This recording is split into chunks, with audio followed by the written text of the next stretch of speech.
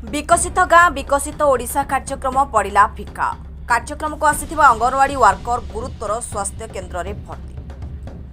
कार्यक्रम समय चार फांका पड़ाकू नहीं भिन्न भिन्न आलोचना। नियाली ब्लॉक रे गतकाली थिबा विकसित गाँ विकसित ओडिशार थिला कार्यक्रम।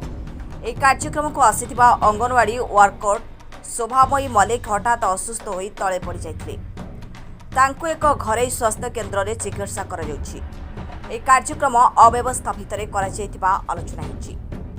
एमितिकी कार्यक्रमटी को करबा निमंते नियाली प्रशासन एकदम जोरदार प्रस्तुत करथिले मध्य कार्यक्रम अधारू एलईडी खराब हो जाइथिला।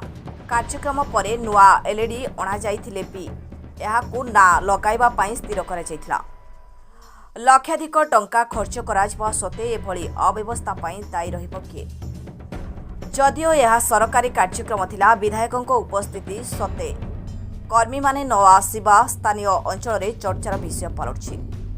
सारा राज्यर समस्त ब्लॉक रे कार्यक्रम कर बेले नियाली ब्लॉक रे एभली अव्यवस्था लोके न आसिबा, चेयर फांका पड़ा, एलईडी न चलिबा, अंगनवाड़ी कर्मी पड़ीजा, स्थानीय अंचलर आगधाड़ीर कर्मी उपस्थित न रहा, निर्देश न थाई अंगनवाड़ी वर्कर को डाकी बसाइबा भली अनेक घटना घटिबा बेले स्थानीय अंचल में आलोचना होछि।